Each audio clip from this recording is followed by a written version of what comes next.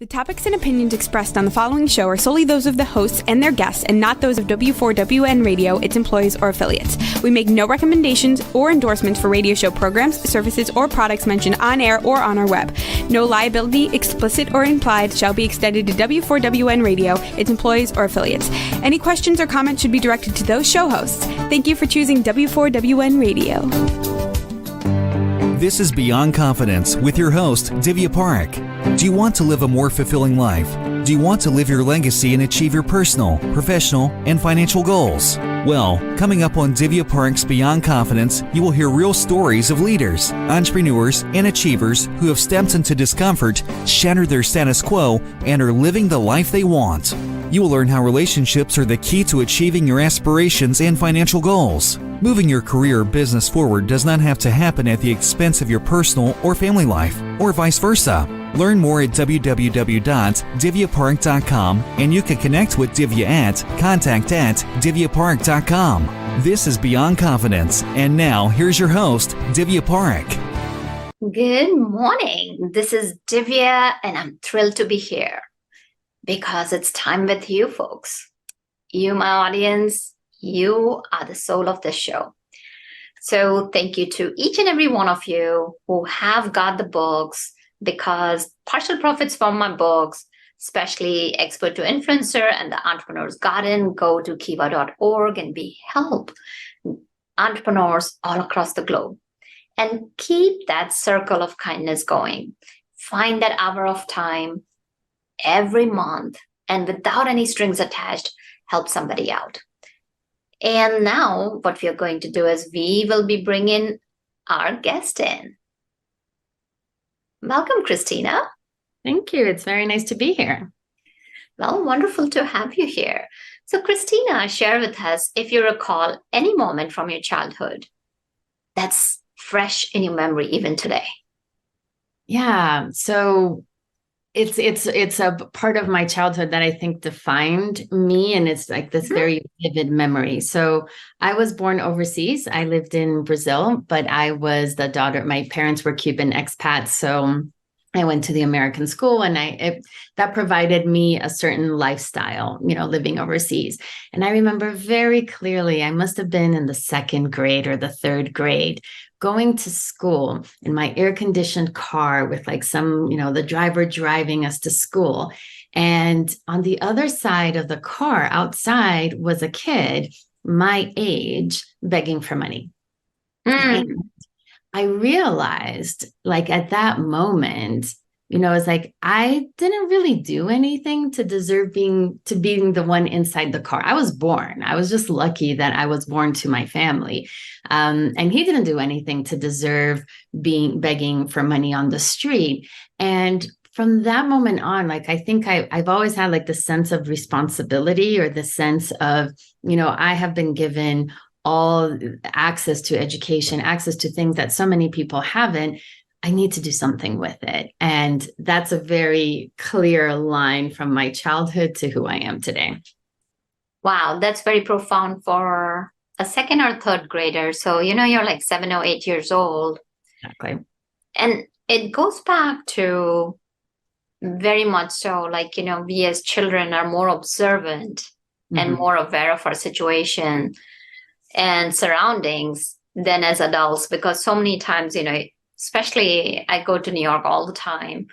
And what I find is that people are so busy, they're talking on the phone and they're just passing, and every city has its own rhythm. They're walking at a certain pace, and you can tell who are the locals and who are the visitors. So visitors will look around, they're curious, but local people, they just keep on going. And then that brings us back that, are we passing through life, or are we creating awareness for ourselves and for others? So as you continued growing up, did you have any specific interests? I did. And I think that it's funny because I went to college. I went to Wellesley College, and I remember calling my parents and saying, I've decided I'm going to be a teacher. And my parents says, that's great, but then you're going to quit and you're going to go to the community college, because I'm not going to pay. They were paying for my college for you to be a teacher. And I believed them. So I went on into Wall Street instead of being a teacher. But over time, like everything that I did had to do with this education side of things. So even in investment banking, I was the person, I did mergers and acquisitions, and I was the person that they would come to present, to write the story of the company and get things ready. So I've always been in that teaching communication role. And eventually, when I had my kids, I became a preschool teacher, much to my parents' horror. But I feel like whoever it is that you are, you'll always end up there. You know, it might be a different path, or it might be bringing that part of you to places that maybe you didn't realize you could have that part, like me in mergers and acquisitions. But I feel like you know, if you listen to your calling or to yourself, like you'll always find yourself where you need to be. Very true. And it's surprising, like, you know, when you're talking about, I recall a moment when I wanted to be a pilot, and to be a pilot, you needed 20/20 vision. And my mom, she had heart issues and all that. And she's like, oh, if you're going to go, you know, this is going to impact my health and all that. And I dropped it. And I haven't gone back to being a pilot or anything like that. But it's surprising. I was recently thinking about taking flying lessons. And you're right. Like, you know, you kind of like go and you find that freedom, whatever it is that you're looking for, it will show up in some other form in your life. Right. So tell us more about your Wall Street. Like, you know, what was your focus in college, and what did you do in finances or with numbers? Yeah. So people that know me, they wouldn't be like, you were what? You know, like it was not the perfect match. I studied philosophy and political science, again, to appease my parents. And Wall Street, I just ended up there because they would come to recruit at the college that I was at, and they made me an offer, and it was great, and I went. And I learned a lot. You know, it was baptism by fire. I was not a quantitative person, and I'm still not a quantitative person. But I realized, like, one of the lessons there is that it's just a vocabulary. Accounting is logic, and logic is philosophy. You know, but it's just you use a different language to express different things. So they express things in assets and liabilities. And once you understand the language, then you can speak it, and then you can be good at it. And from Wall Street, I went to Silicon Valley. So I actually worked in high tech way back when it was 56K modems. And I don't know if you remember that, but those are like, you dial up and it goes like, dee, dee, dee, dee, dee. You know, like it was... It was very slow. But here I was in my 20s, and I was giving talks to engineers about the technology that we were selling at the time. I'm not an engineer. But again, it's that language, right? Like, as long as I understood what needed to happen, like, I'm not going to go and program the thing for them, but I can explain what it's going to do, because I learned the language that they were speaking. So I feel like wherever it is that you end up, it's just a matter of learning what's behind it. You know, like what language do they use to communicate their skill? And then you can learn it. And does that mean that I'm going to, you know, I wasn't the analytical person that you would go to at Merrill to, you know, to do something, but I could if I had to, you know, because you just learn. No, very powerful, because it's, as you mentioned, that how you took philosophy, and so many times people are like, oh, I gotta change my career or my niche. How am I going to do it? But those skill sets are very transferable. So tell me, like, you know, in Wall Street Journal, what lessons did you learn? Well, it was on Wall Street. It wasn't the journal. So I was doing corporate finance and mergers and acquisitions for Latin America. And it was right during the time of Mexico had this really bad crisis in terms of their economics. And I learned, you know, life is fickle. and cycles and companies are fickle. And one of my assignments that we had done an IPO for a Brazilian company, and it did not go well. And so my job, because I spoke Portuguese, was to take the CFO of this electric company from Brazil all around Europe to talk to investors about, to calm them about the investment they had made in that company. And, a few years later, the company was doing fantastic. And then a few years later, the government changed and it all went to hell again. And then a few years later, and I grew up in hyperinflation. So I would go to a restaurant for breakfast and they don't even have prices on the menu because the prices by lunch, it would change. By dinner, it would change. Inflation was just completely out of control. Wow. And that was this was in Brazil? This was Brazil in the mid 80s. And then they changed the currency and it was like a lesson in economics just living there. And so then, Brazil was in a really bad place and then Brazil became a superpower. And then so everything I feel like I learned is everything has its time and everything has its cycle. So when things are up, be humble because they will come down at some point. But when things are down, be hopeful because everything, nothing stays the same. Well, that is so true. And I like what you said about the IPO and that so many companies, there are so many different startups. Mm-hmm. They hustle through so that they have their investors, they get the investors, have that initial public offering. And then, of course, they're looking for a good entrance into the market where their stocks will be a good price, and so many times, the prediction is, oh, yeah, it will start out at 4 or 5, and then some technology or pharma or anything is there. And then all of a sudden you see a jump of 50-60%, and then a few days down into the market, it crashes or flattens out. So basically, what you're telling is that the stock market, sometimes it's up, it's down, and as you keep on going. So having that steady state of mind can do a lot. So sounds like that's what the learning you brought from, and it goes back to your childhood. Yeah. And and I'm not on Wall Street now, so I don't really know, but I do know that over the market, from the time that I was there to the time that is now, is I don't know how many times more, and then the Dow Jones than it was back then. But in between, there was a whole lot of ups and downs. So it's that betting on just a steady up is kind of, for me, I'm kind of conservative, is the way that I view life, and not just investments, but just life in general. I can get excited and do things and just go for it. But I know that there will be, after that excitement, there will be a lull, and, but overall life keeps going, and usually in a good trajectory for most of us. Yeah, no, definitely, because it does help. Thinking about what you're talking about, investments, it's investing in yourself, investing in your life, investing in others, investing in money.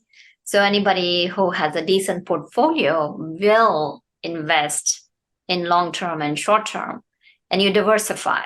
You just don't put all your money in stocks, or you just don't put all the money in bonds. You diversify. So if one has a downfall, you'll be able to make it up from another. So you mentioned that from Wall Street, you went into another field. Tell us about that. So my career has been very winding. So from Wall Street, I was on a path, and I went to Silicon Valley, and then my company transferred me to Santiago de Chile, and I was living there. And I was 28 years old, and I was an expat, and I went a little crazy. I think I got too much responsibility and too much all at once. And I ended up with a very serious drug addiction. And I came back to the US, and that was 20 something years ago. So I have a lot of compassion for that Christina. It's not who I am anymore, but I was suicidal. I ended up in a mental institution over there. And it's when you it was one of the worst moments of my life, but it was also one of those turning points when you say, okay, this is not working, so let me try something else. And again, I focused on, I had started a nonprofit in Chile, and I focused on nonprofits. And when I had my kids, I've always wanted to have a kid, to have kids and to be a mom, and they became my center and my focus.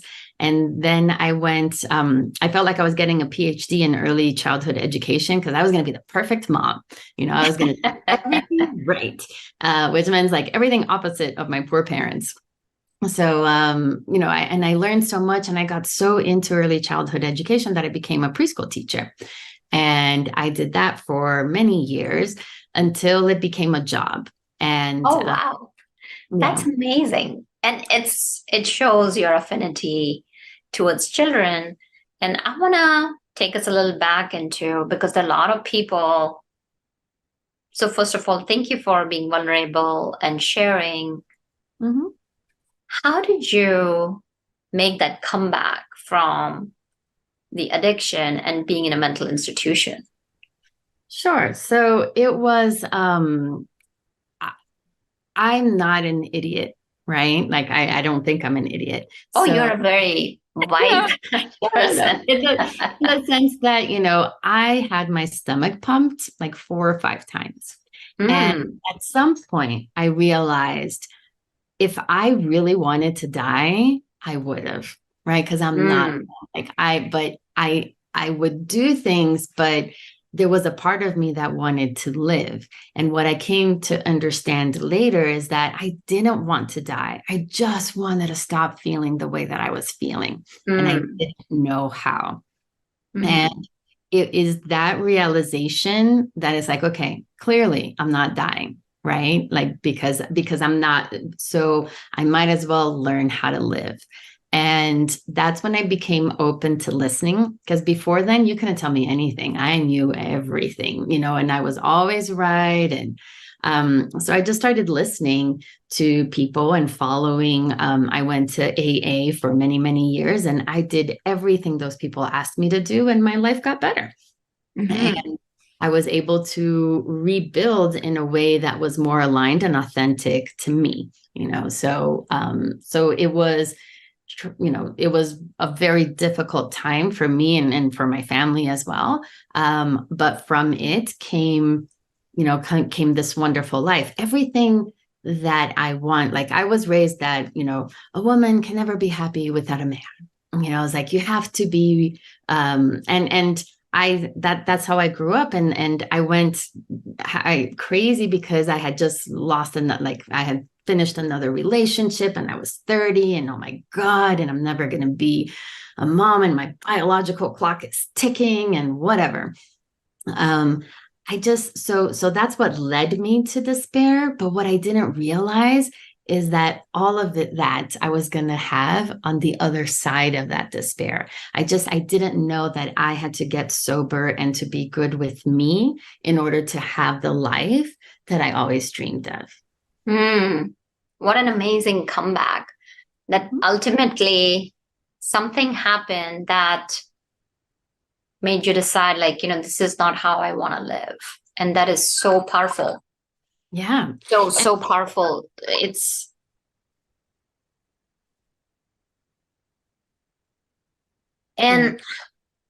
That's just really, really amazing. But we all have that choice. Yeah. And addiction is for me, the way I perceive it is a disease that covers or that impedes your ability to think and your ability to grab onto the things that are your truth.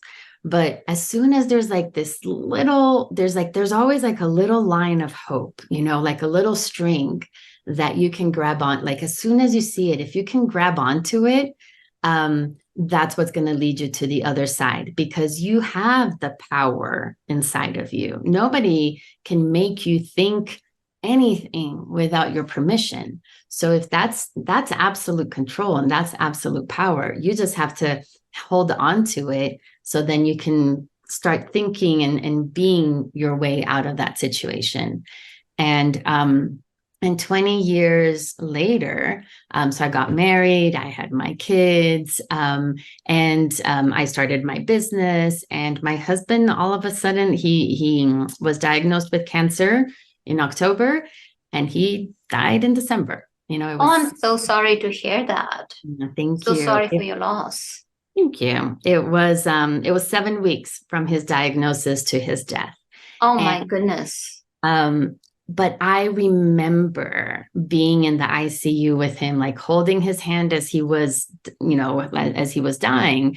And even in the middle of my despair, because I have never felt pain like that. Like he was the love of my life. It was a fairy tale story, coming back from that. But even then, there was that thread. There was that little light inside of me that said, it's like, we've thought our life was over before. There's going to be hope again, and that's why I'm saying is like that thread, if you just like hold on to it and kind of like pull it. So like, that's going to take you to the next evolution of whoever it is that you're meant to be, because you're not, life is not stagnant. We're always changing. Our circumstances changes as women. Maybe we become mothers, maybe we don't, or maybe we have a different job, or maybe we move countries or whatever, but we're always evolving. But that line is always there. It's like we can continue doing this. So, wow. You said that ray of hope, you held on to that, but what a loss. And how did you come out of that? It's a devastating loss. And of course. I have, teenage boys and stuff. And I came out of that, like grief is a very personal journey. Right. And for me, I realized that, let's say that grief is the size of your fist. So when my husband died, my life was the size of that fist as well. Right. Because so it's everything. There's no, like, breathing hurts. It's so difficult. As time passes, my life grows. My grief doesn't change. My love for him doesn't change. But now I have experiences that as much as it hurts that he's not there, I still have them. I'm still alive. My kids are still doing things, like life moves. So life around the grief becomes bigger and then bigger and then bigger. But that never changes, right? The grief is always a part of you. Yeah, the loss is loss, you can't. You just can't make it go away. Yeah. No. Yeah. No, I like what you said. It's so profound that life grows bigger around the grief. The grief remains the same. Yeah.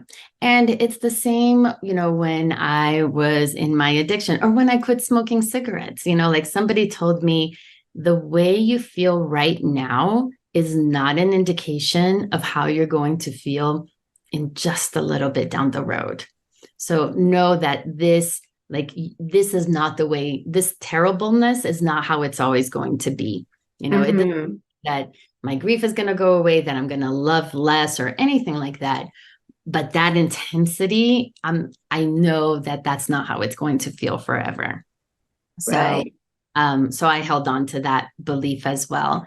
And I was encouraged to write a book.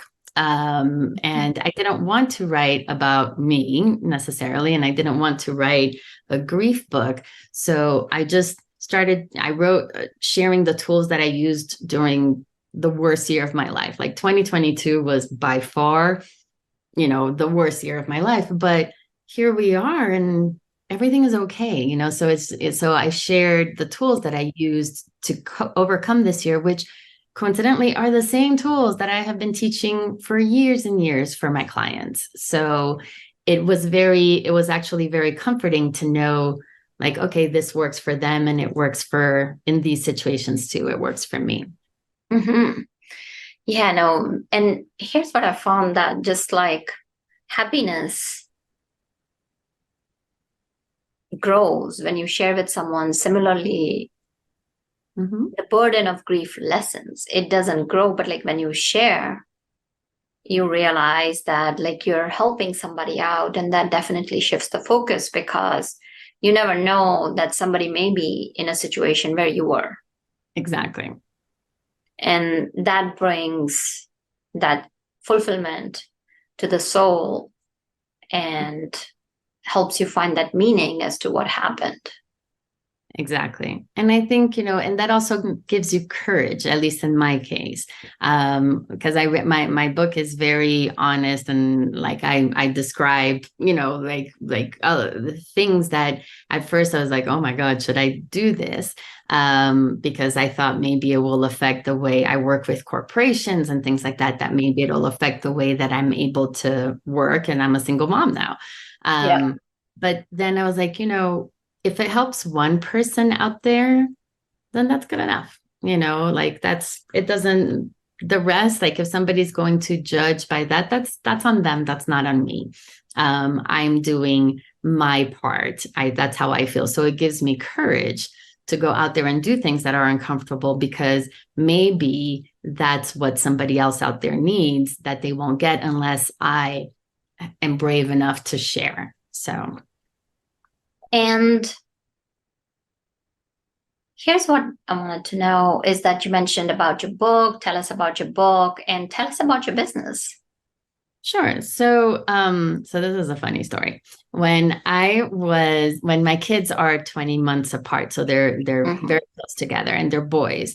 And when they were born, I had this idea. I was like, I'm going to be an active mom. I'm going to take them places and go hiking and blah, blah, blah. And I couldn't even run around the block without gasping for air. So I was like, okay, that's my body and what I want it to do are just not in the same place. So I decided to run a neighborhood 5K, and I ran the race. And when I finished, oh my God, you would have thought I won an Olympic gold medal by how I was feeling. It was like me, like I ran a 5K, like I was the girl in the back of the gym smoking pot, like I was in that psych ward. That was an Olympic gold medal for you. Yeah, it was. That feeling was my new high. That's what I chased. Right. And that got me into triathlons, and I've done Ironman triathlons, and I've done all kinds of things. Thank you. But then, so I was a teacher, and I missed my own kids' kindergarten Halloween party because I had my class, and I decided to quit my job, but I didn't have anything to do. So I went to the principal at my kids' elementary school, and I was like, what if I do a little run club after school? And I'll donate a part of my proceeds back to the school. And she said, great. And I said, great. And I started, and we had like 15, 20 kids, my kids and their friends, basically. And I took them to a race. And guess what happened to them? I bet they loved it. The same thing. They had that feeling of like, oh my God, I just did this. Like, and if I did this, what else can I do? And I realized that I was onto something. So I started creating games and activities inside my after school program that would be challenging, but yet the kids were supported so that on the other side of it, they could be confident. And that's how I started. I created a curriculum. It's called Empowerfit. I started growing I would hear from principals and from teachers and parents, and like, there's just something different about the Run Club kids. Other schools started calling me to go there, to their schools. And in 2018, we moved from Miami to New Mexico. So I started teaching other moms to start their own business to teach this curriculum in their communities. And today we're in over 200 communities in 41 states. We've coached well over 10,000 children. So, that's how it began. And now I translated that curriculum to workforce development and empowerment for companies. And that's what I'm focused on now. Wow, congratulations. What a journey and what an achievement. So tell us, like, how do you work with the people in the corporate? Yeah, so corporate is it's funny because it's if they had the teachings that we teach in Run Club as kids, they wouldn't have half of the issues that they have as adults, right? But here we are. And so with companies, we think that having the best strategy is what's going to ultimately make us successful.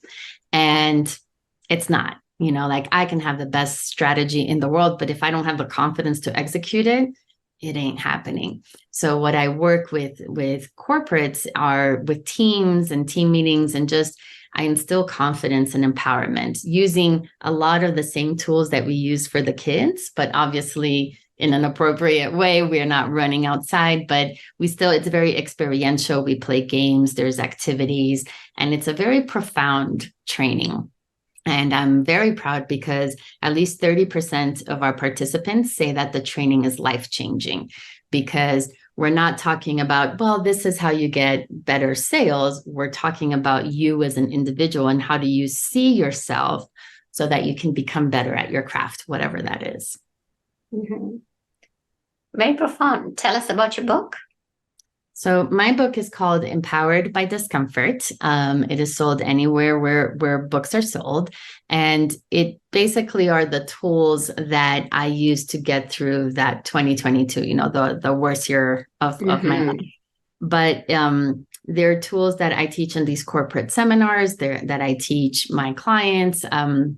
It's very easy, practical, unique things that you can do quickly that change something. So I don't know about you, but I can tell you there's at least 2 books, but there's one book in particular that I read that changed the course of my life. And I can pinpoint it because it's a book called Mindset by Dr. Carol Dweck from Stanford University. And in that book, it was it hit me at such like an internal way that how I viewed myself from that moment on changed. And that's what I did in my Run Club and my business. And it's what I teach today to the corporates.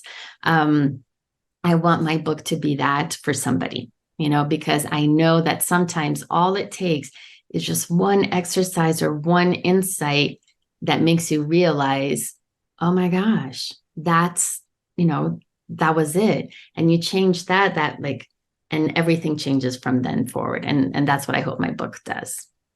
I'm sure it will be. You mentioned a couple of things, that it's not about the strategy, it's about the confidence that you have within yourself for execution. So how about sharing a couple of exercises with our audience so they can just kind of go and implement it to increase their confidence? Sure.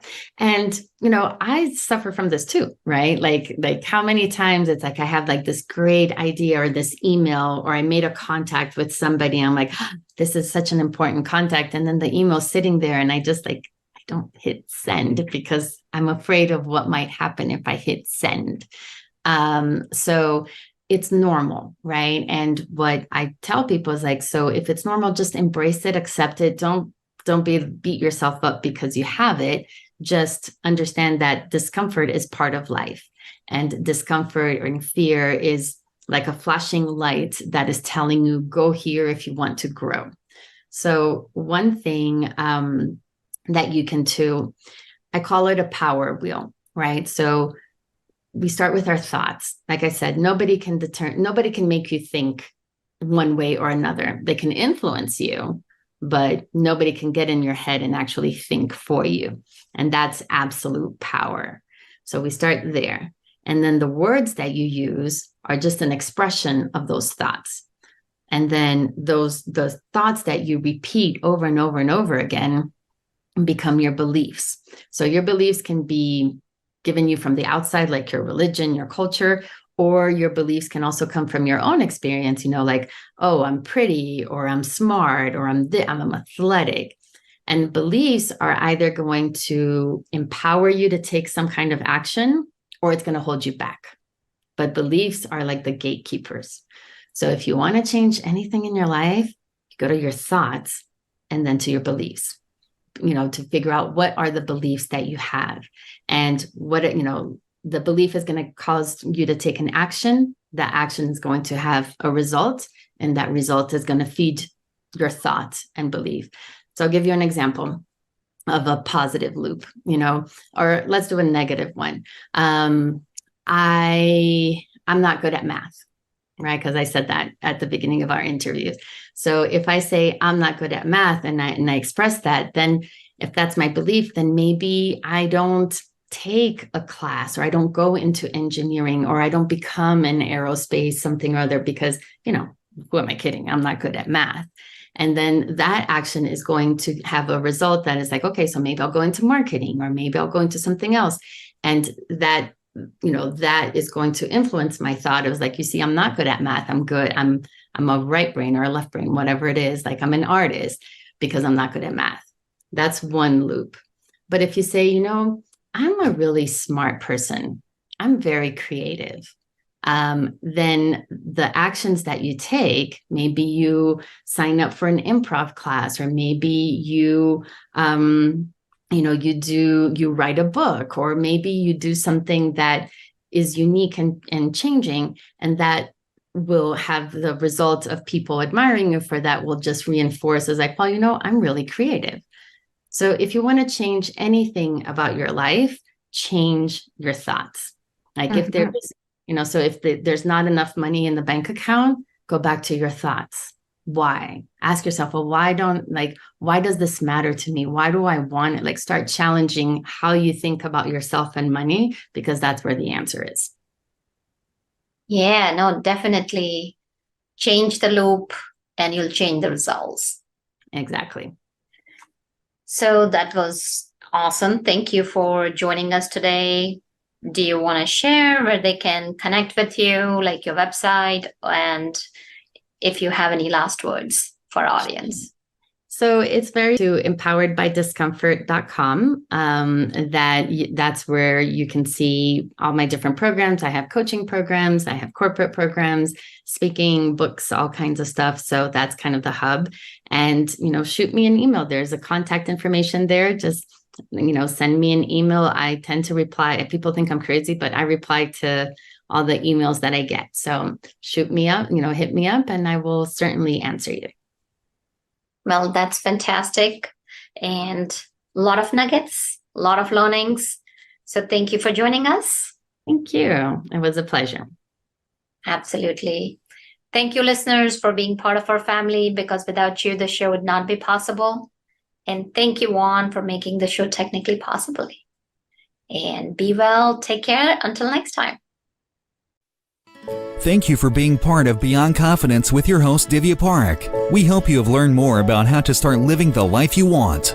Each week on Beyond Confidence, you hear stories of real people who've experienced growth by overcoming their fears and building meaningful relationships. During Beyond Confidence, Divya Parekh shares what happened to her when she stepped out of her comfort zone to work directly with people across the globe. She not only coaches people how to form heart connections, but also transform relationships to mutually beneficial partnerships as they strive to live the life they want. If you are ready to live the life you want and leverage your strengths, learn more at www.divyaparekh.com. And you can connect with Divya at contact@divyaparekh.com. We look forward to you joining us next week.